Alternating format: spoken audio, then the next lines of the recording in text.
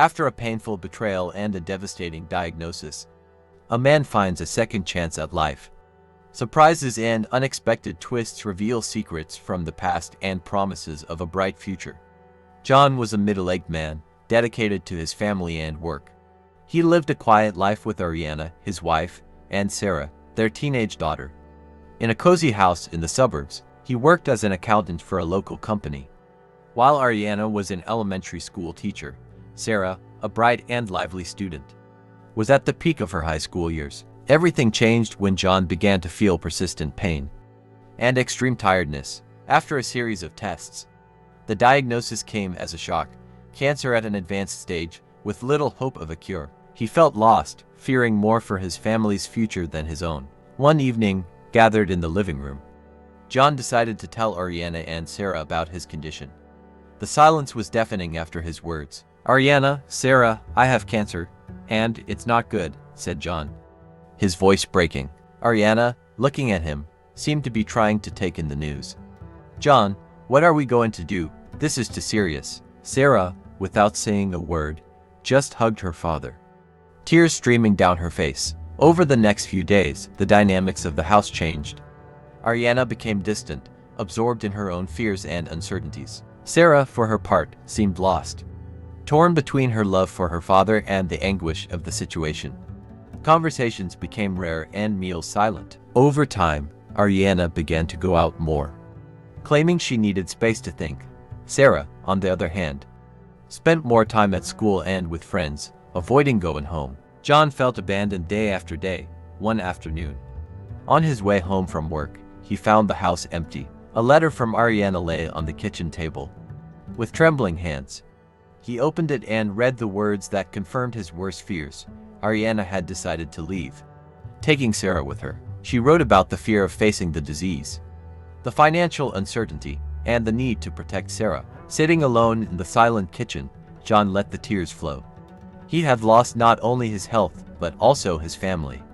In a farewell as unexpected as it was painful, John, now alone and weakened by the painful departure of Ariana and Sarah, found himself in a vortex of loneliness and despair. Sitting on the same sofa where he used to laugh with his family, he contemplated the emptiness of the living room, a mirror of his current life. In these dark days, an unexpected visit brought a thread of hope. Dr. Chase, a renowned oncologist, presented John with a new experimental treatment. "This is an innovative treatment, John. There's a real chance of improvement," the doctor explained with a serenity that John hadn't felt for some time. "One chance is all I need," replied John, holding the doctor's hand tightly. The following months were an uphill battle. John faced each treatment session with iron determination, fueled by the hope of a new tomorrow. Slowly, the results began to show. The cancer was receding. One bright spring morning, Dr. Chase brought the news that John hardly dared to believe. "You're cured, John. It's a miracle." With his health restored, John decided to start again. Recalling his old passion for technology, he founded an innovative startup. His vision and perseverance quickly turned him into a successful, respected and prosperous businessman. One day, while he was watching the bustle of the city from his panoramic office window, his assistant William walked in. "John, you've built an empire from nothing. How do you feel?" John smiled contemplatively and said, "You know, William, wealth and respect are gratifying, but true wealth lies in the strength we find within ourselves. No one can take that away." John often found himself lost in thoughts about his painful past and his promising future. He knew there were still challenges ahead, but now, armed with a new life and new perspectives, he felt ready to face them. The loneliness of those dark days had turned into a silent force, a flame that guided him forward towards a destination as yet unknown. John, now a man transformed by adversity, was in a cafe in the city center when Grace walked in, carrying a serene charm and a smile that lit up the room. She, a local art teacher, sat at the table next to John. Fate, it seemed, was working its magic. "Excuse me, could you pass the sugar?" Grace asked John. John passed the sugar, his eyes meeting hers. "Sure, here you go." "Thank you. Do you always come here?" Grace asked casually. "Yes, it's my refuge." "And you?" replied John. "First time. I'm usually in the studio, but today I needed a change of scenery," Grace said, smiling. The conversation flowed naturally.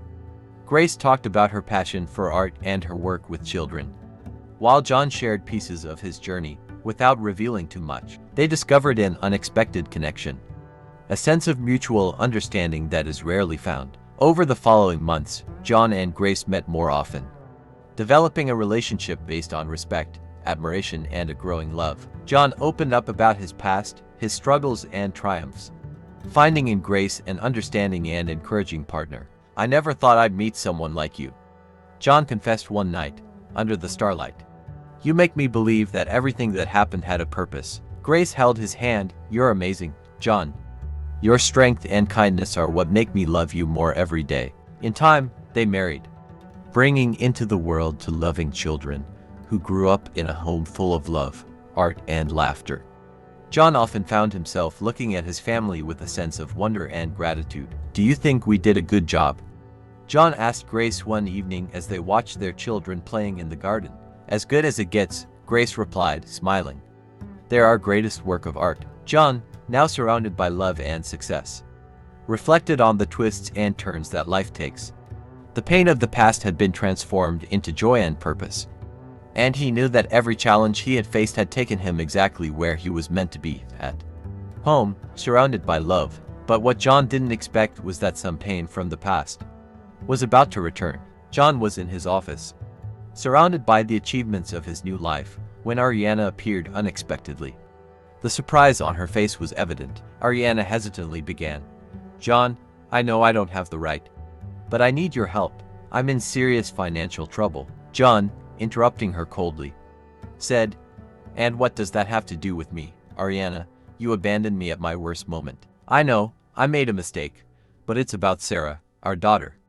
She needs you," Ariana pleaded. John, with a distant look, replied, "Sarah made her choice when she decided to leave me too. I did what I could for her." Ariana, with tears in her eyes, insisted, "But she's your daughter, John. She deserves your support." He gazed contemplatively out of the window. "I remember when Sarah was little.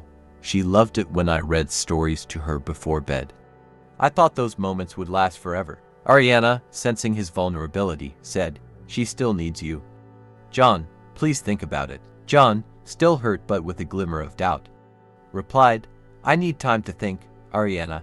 I can't just forget everything that's happened." Ariana, knowing that she had planted a seed of doubt, said goodbye with a simple "Thank you for listening, John." After she left, John sat down, lost in thought. Memories of little Sarah, her innocent smile, and the happy times before her illness and abandonment flooded his mind. He knew that, despite everything, there was still a bond between him and her, even if it was now weakened by the past. In this moment of reflection, he didn't know that a shocking revelation was about to completely change his perception of the past and what he believed to be true about his family. After Ariana's unexpected visit, John was plagued by doubts about Ariana's fidelity in the past and about Sarah's paternity. He knew he needed answers, but how could he get them without arousing suspicion? It was then that a cunning plan began to form in his mind. A week later, John invited Ariana and Sarah to dinner, pretending to want to reconcile. Back home, John, smiling warmly, said, "Ariana, Sarah, how nice to see you. I was thinking, maybe it's time to put the past behind us and rebuild our relationship." Ariana, surprised and hopeful, "John, this means a lot to us. We're glad you want to try." Sarah, a little hesitantly, "Yes, Dad. It would be nice to have you back in our lives." During dinner, John made an unusual proposal. "How about we do a family compatibility test? It's a new hobby of mine, studying genealogy. It would be fun to see how compatible we are as a family, don't you think?" Ariana and Sarah agreed, finding the idea harmless and even interesting. They took DNA samples from the cheeks to send to a laboratory that John had already arranged. John, resuming the role of a loving father, "Thank you for coming today. It means a lot to me. I hope we can do this more often." Ariana, smiling, "Of course, John. We're happy to have you back." Sarah, still a little uncertain, but smiling, "Yes, that would be nice, Dad." John watched them, knowing that this would be one of the last times they would be together as a family. A few weeks later, John was sitting in his office, lost in thought, when his lawyer, Mr. Edward, entered with an envelope in hand. Mr. Edward says, John, you need to see this. The results of the paternity test are in. John opened the envelope with trembling hands.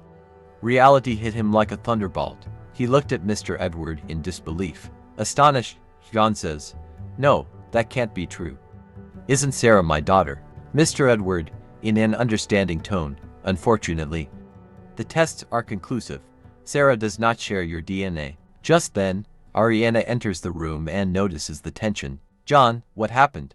Are you all right?" Ariana asks. John, with a mixture of anger and sadness, says, "How could you?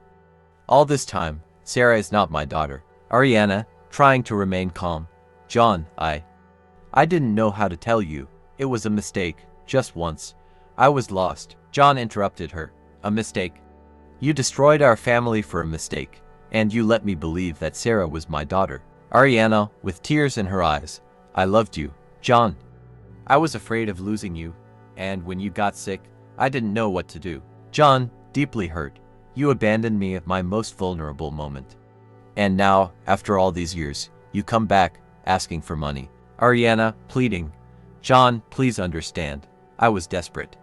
Sarah is in trouble, and I thought." John, cutting her off, "You thought I still had some obligation to you, but now, I know the truth. And I have nothing more to do with it." Ariana, crying, "John, I'm so sorry. I'm really sorry." John stood up, his expression that of someone who had closed a painful chapter in his life. John says, "Ariana, I need time to process this. Please leave." Ariana left the office, sobbing. John was left alone.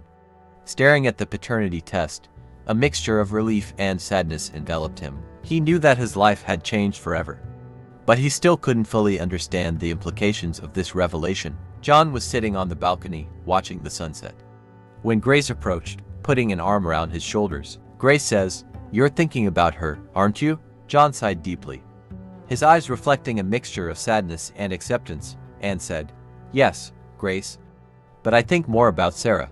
I wish I could do something for her, after all." Grace, with a gentle smile, says, "And you can, John?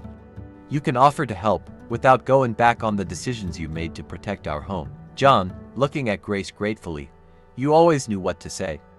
I'm going to do it. I'll offer Sarah financial support." But without reopening the doors to the past. Later, John met Ariana in a cafe. The atmosphere was tense but civilized. John says, "Ariana, I've decided to help Sarah financially. It's the least I can do." Ariana, a little surprised, thanks him. "John, I don't know what to say. Thank you." John says firmly, "It's not for you, Ariana. It's for Sarah. And that doesn't change anything between us. My family now is Grace and our children." Ariana nodded. "I understand, John.